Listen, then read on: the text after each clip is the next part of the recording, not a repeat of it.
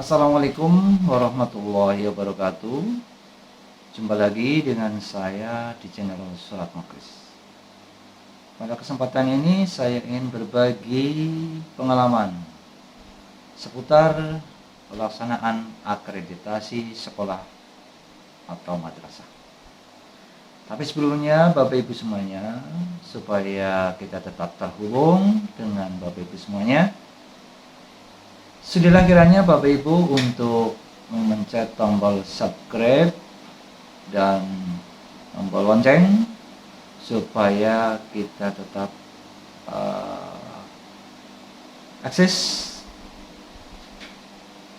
memproduksi video-video yang mudah-mudahan bisa bermanfaat bagi kita semuanya. Baik Bapak Ibu semuanya, kita akan mulai berbicara tentang pelaksanaan akreditasi selama ini. Ya, selama saya menjadi asesor akreditasi, banyak hal yang mungkin perlu dibenahi bagi sekolah ataupun madrasah karena kesalahan seputar pada dokumen yang diberikan ataupun kegiatan-kegiatan yang seharusnya dilaksanakan tidak dilaksanakan. Umumnya kelemahan dalam membuat dokumen ataupun mungkin karena ketidaktahuan, ketidakpahaman sehingga tidak membuat dokumen dengan benar. Baik Bapak Ibu semuanya, dalam pelaksanaan akreditasi 2023 ini beberapa hal yang ingin saya sampaikan. Pertama adalah tentang instrumen. Di instrumen akreditasi ISP 2020 itu ada 4 komponen. Yang pertama adalah mutu lulusan, di antaranya adalah mempunyai 11 butir, dimulai dari butir 1 sampai dengan butir 11 untuk mutu lulusan. Kemudian Bapak Ibu, di komponen yang kedua untuk akreditasi yaitu dimulai dari nomor 12 sampai dengan 18. Itu ada berapa? 12, 13, 14, 15, 16, 17, 18. Ada 7 komponen. Nah, situ adalah komponen proses pembelajaran. Tidak terlalu banyak kan? Hanya 7 butir dalam proses pembelajaran. Selanjutnya Bapak Ibu, di komponen kedua yaitu proses pembelajaran. Nah, ini tupoksi dari Bapak Ibu guru selaku pendidik ya, dimulai dari butir ke-12 sampai dengan butir 18. Ini ada berapa? 12, 13, 14, 15, 16, 17, 18. Jadi ada 7 butir yang kaitannya dengan pelaksanaan tugas pokok sebagai guru. Di samping merencanakan, kemudian harus bisa menyajikan proses pembelajaran yang berkualitas maupun pembelajaran yang menyenangkan. Baik Bapak Ibu, selanjutnya untuk komponen ketiga yaitu mutu guru. Di sana hanya dimulai dari butir 19 sampai dengan 22 ini. Jadi ada 4 butir Di antaranya kegiatan keprofesionalan guru selama menjadi pendidik. Untuk selanjutnya di komponen keempat yaitu manajemen sekolah dan atau madrasah, itu mulai dari butir 23 sampai dengan butir 35. Baik Bapak Ibu semuanya, kita mulai dari komponen pertama, yaitu mutu lulusan. Mutu lulusan ini yang perlu Bapak Ibu ketahui, ini dalam komponen mutu lulusan ini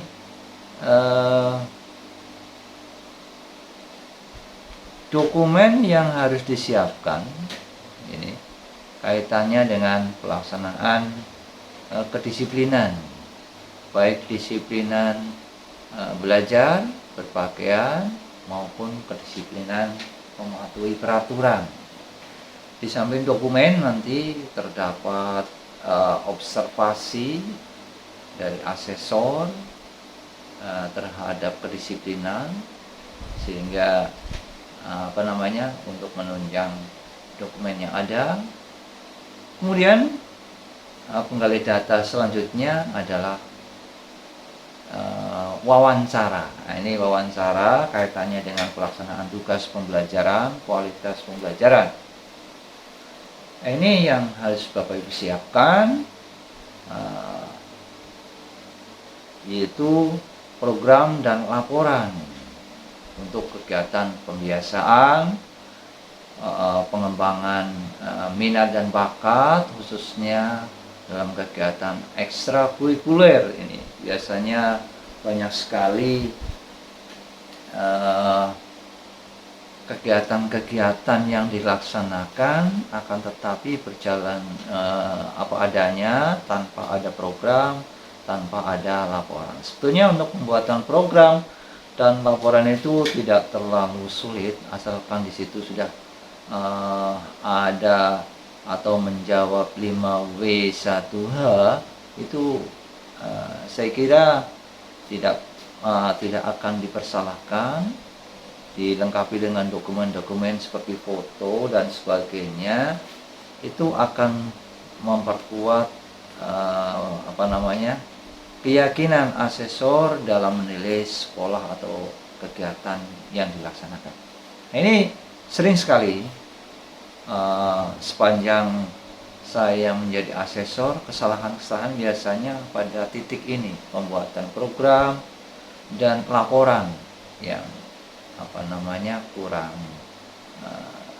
terdokumentasi dengan baik.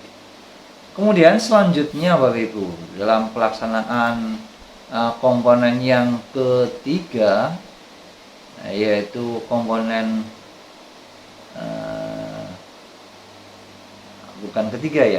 kedua, yaitu komponen proses pembelajaran dari instrumen akreditasi, yaitu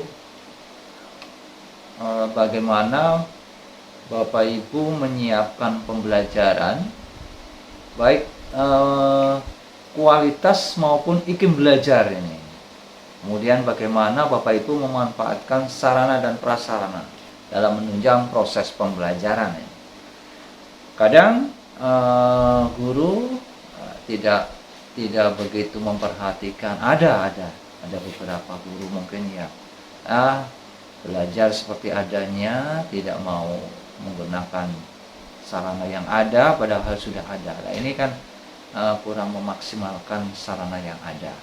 Ini perlu adanya pelatihan yang serius supaya pembelajaran lebih menyenangkan, lebih membahagiakan, dan tentunya lebih bermakna gitu.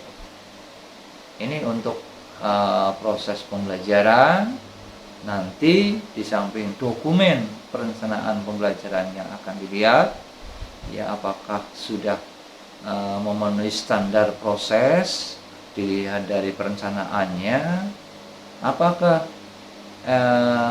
perencanaan pembelajaran ini sudah mengintegrasikan kompetensi abad 21, Kompetensi abad 21 itu ada berapa indikator atau unsurnya apa saja. Di antaranya adalah literasi, pembelajaran HOTS, 4C, dan pembentukan karakter ini. Dalam hal ini tentunya karena kita sudah menggunakan kurikulum merdeka, ada pembelajaran kokurikuler atau P5 itu kalau dinas. Kalau Kementerian Agama ada integrasi P5 P2RA, sehingga perlu dimasukkan dalam rangka pembentukan sikap. Karena betapapun pinternya atau menguasai kompetensi pengetahuan, kalau tidak didukung dengan kompetensi sikap dengan baik, saya kira bukan tujuan dari pembelajaran saat ini, yaitu pembelajaran P5 P2RA, itu profil pelajar Pancasila dan profil pelajar Rahmatan lil Alamin dari Kementerian Agama. Nah, ini perlu guru dalam belajar menyiapkan dengan baik. Nah, ini kalau pembelajaran ini tidak terlalu banyak kesulitan, guru juga siap dengan belajar karena memang makanan sehari-harinya, kegiatan sehari-hari sehingga sudah siap. Hanya yang tidak siap kadang-kadang administrasi yang kaitannya dengan perencanaan. Perencanaan bukan hanya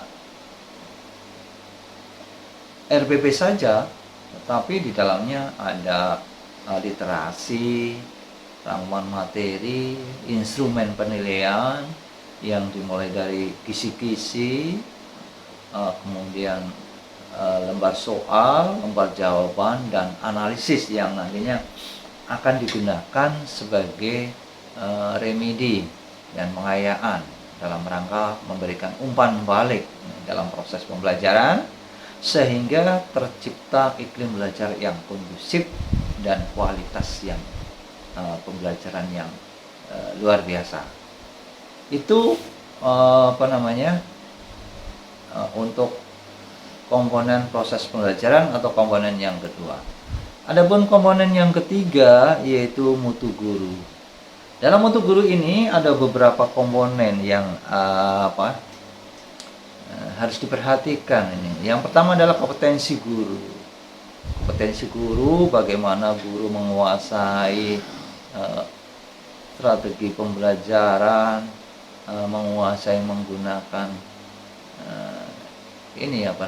sarana dan prasarana. Kemudian menguasai materi dan sebagainya. Yang kedua adalah pengembangan profesi guru. Nah, kaitannya dengan pengembangan profesi guru, guru diharapkan ini bisa mengembangkan kompetensinya lewat kegiatan keprofesional seperti PGRI, MGMP, dan kelompok-kelompok profesi yang lain, sehingga bisa memecahkan masalah yang ada, yaitu masalah untuk meningkatkan pembelajaran ya Bapak Ibu. Selanjutnya yang ketiga adalah adanya inovasi atau kreativitas guru. Saat ini di era globalisasi 4.0, bahkan ada yang sudah menganjak kepada 5.0, di era digitalisasi. Nah, ini guru membuat suatu inovasi. Bagaimana guru mengajar menggunakan papan tulis, kita gantikan dengan digital. Bagaimana guru memberikan asesmen atau penilaian secara berbasis kertas, kita gantikan berbasis IT. Untuk itu guru perlu menguasai beberapa kompetensi yang kaitannya dengan IT untuk mengganti papan tulis menjadi kegiatan yang berbasis IT digital.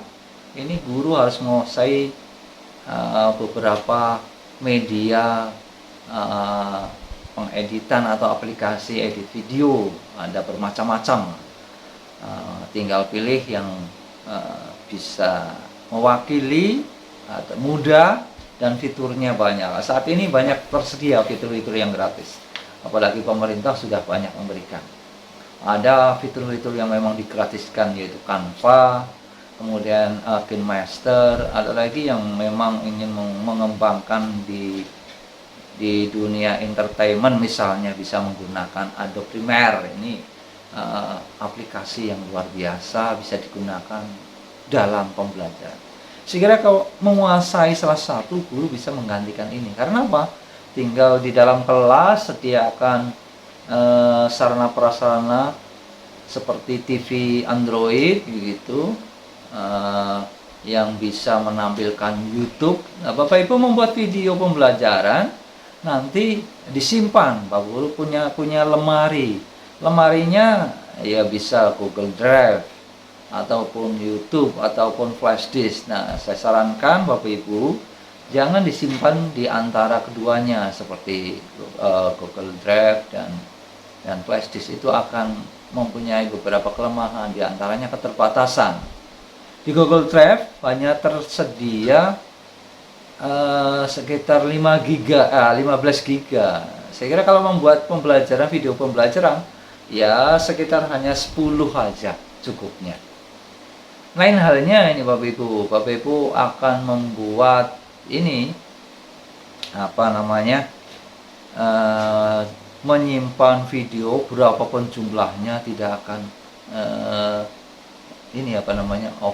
overload atau overload, sehingga tidak tertampung, yaitu di channel YouTube. Nah, untuk itu Bapak Ibu harus mempunyai inovasi dalam pembelajaran, diantaranya menyimpan alat pembelajarannya yaitu di channel video, sehingga kita ketika diperlukan kita tinggal setel aja, setel video yang sudah dikemas sedemikian sesuai dengan materi pembelajaran per tema. Nah, Bapak Ibu tinggal mengemasnya lagi sehingga menjadi pembelajaran yang menyenangkan, saya kira. Apalagi sekarang mulai bangun tidur sampai mau tidur lagi, tidak lain adalah HP tidak lepas dari tangan.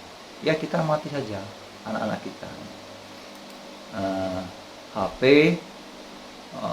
terutama YouTube. Lah, kenapa kita nggak kemas saja? Kita buatkan materi animasi yang senang ditonton oleh anak, saya kira akan bagus. Ya, alhamdulillah saya sudah mempunyai sekitar 100 lebih video di channel saya. Tolong ya subscribe channel saya sehingga Bapak Ibu bisa melihat bagaimana saya mendokumentasikan pelaksanaan pengawasan lewat Android, lewat YouTube. Silakan Bapak Ibu pirsani, dilihat di channel Surat Muklis, itu untuk pendidikan, channel olahraga yaitu Sport TV, kemudian channel traveling ada Entour. Silakan Bapak Ibu untuk berkunjung di channel saya supaya Bapak Ibu sudah bisa mengembangkan. Itu Bapak Ibu hal-hal yang perlu dikuasai dalam meningkatkan mutu atau kompetensi guru.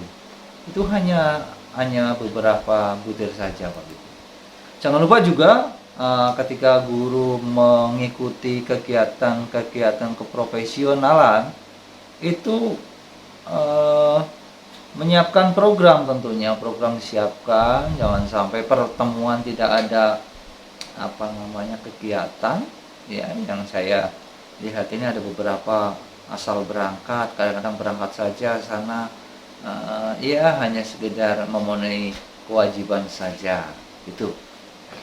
Kemudian jangan lupa laporannya, semua akan didokumentasikan.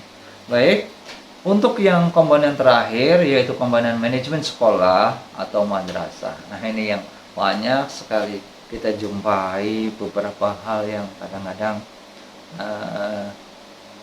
ya kita akui kelemahan, mungkin karena keterbatasan sosialisasi atau diklat yang diikuti. Selama saya melaksanakan visitasi, disinilah banyak banyak kekurangan atau kelemahan. Di antaranya adalah penyusunan laporan supervisi, ya, kemudian rekapnya, tindak lanjutnya, kemudian evaluasi, pemantauan dan sebagainya. Ini kurang ya ada greget lah gitu ya. Ya mungkin menganggapnya guru bisa secara mandiri mengajar, tapi saya kira tidak begitu. Guru akan merasa terhormat dan diakui kalau memang tujuan kita untuk menjadi mitra dalam proses pembelajaran. Itu dalam pelaksanaan manajemen kepala atau kepala sekolah ataupun madrasah. Kemudian yang berikutnya adalah tentang pembuatan program ini. Kadang-kadang program tidak sesuai dengan kenyataan. Artinya program ini tentunya ada dasar yang dibuat, yaitu kalau dinas pendidikan mungkin sudah mengeluarkan dapodik. Nah, di dapodik ini kan terdapat rapot mutu ya, rapot mutu yang bisa dilihat sejauh mana kualitas atau kinerja guru, perkembangan sekolah atau madrasah di sana bisa kita lihat. Ini yang baik warnanya biru, kemudian ada hijau, ada oranye, yang parah lagi ada merah lah, itu sering kita jumpai. Beberapa hal, pertama dalam membuat rencana ini. Bapak Guru sebelum membuat program, lakukan analisis evaluasi diri, yaitu memotret kondisi sekolah atau madrasah saat ini. Kondisi mutu lulusannya seperti apa sekarang ini? Kegiatannya seperti apa? Kemudian di proses pembelajaran, ini proses pembelajaran guru sampai pada level apa? Sudah menguasai berapa model pembelajaran lah ini. Ini yang perlu kita perhatikan sekali, karena dalam kenyataannya program tidak sesuai dengan kondisi atau kenyataannya, sehingga antara EDS atau EDM itu tidak match dengan program seperti RKM. RKM dibuat dalam waktu 4 tahun ini ya, 5 tahun maksudnya. Ini bagaimana guru memprogramkan selama 5 tahun.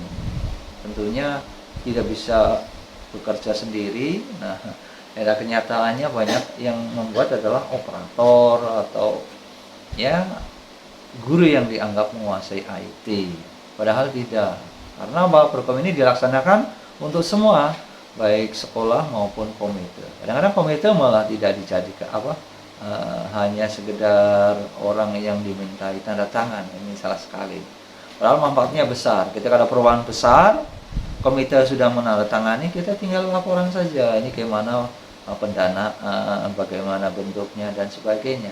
Nah, ini itu. Kemudian dari program 4 tahunan ya, RKM saya lupa, itu dibuatkan per tahun diambil mana prioritasnya. Nah, di situ Bapak Ibu ini membuat program prioritas. Program-program apa, misalnya ada 100, kita bagi-bagi masing-masing tahun ada 25. Kita ambil program 25 program yang betul-betul sangat urgen dan harus dilaksanakan tahun ini ya. Maka kita ambil 25 program yang sudah melalui proses evaluasi diri. Sekali lagi, betapapun aplikasi canggihnya sudah dibuat oleh pemerintah, kemudian kita cara menggunakannya tidak betul, tidak jujur, tidak transparan, ya tidak ada artinya ya. Sebagai contoh misalnya, guru belum bisa menggunakan strategi, udah memasukkan datanya sudah menggunakan kelas kondisi kurang bagus dimasukkan bagus. Nah, ini kan sehingga kita tidak punya kegiatan. tidak punya kegiatan. Karena kegiatan ini berdasarkan kondisi saat ini. Kalau guru memang belum bisa menguasai proses pembelajaran abad 21 misalnya, atau dalam membuat, nah ini kan bisa dilakukan tindak lanjut berupa diklat atau pengiriman penugasan MGMP dan sebagainya ini. Nah, kalau sudah ada evaluasi diri yang valid berdasarkan data yang ada, berdasarkan kondisi real sekolah atau madrasah, ini akan mudah sekali membuatkan program. Nah, di program ini tentunya bukan hanya program saja, rencanakan anggaran, karena setiap kegiatan yang membutuhkan anggaran, alokasikan berapa anggaran yang ada. Mungkin dari bos 100 juta, ya anggarannya kita alokasikan 100 juta. Bahkan mungkin dari anggaran itu ternyata lebih besar karena kegiatannya banyak. Nah, ternyata misalnya kegiatannya sampai 150 juta misalnya. Nah, itu yang 50 juta ambil dari dana yang lain, yaitu yang namanya ada sumber pendanaan, yaitu sumber-sumber yang bisa kita gali dananya.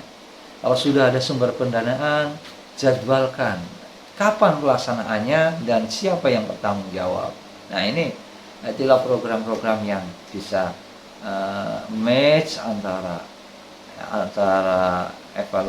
hasil evaluasi, analisis karakteristik, kemudian program, kemudian pelaksanaannya, itu bisa mas. Demikian Bapak Ibu semuanya, sharing pada kali ini belum saya sampaikan karena waktunya, keterbatasan waktunya ini sudah lama ya, kita nanti malah tidak bagus. Kita lanjutkan di sesi lain, yaitu pemenuhan dokumen akreditasi. Baik, begitu saja. Sekian. Assalamualaikum warahmatullahi wabarakatuh. Tetap semangat,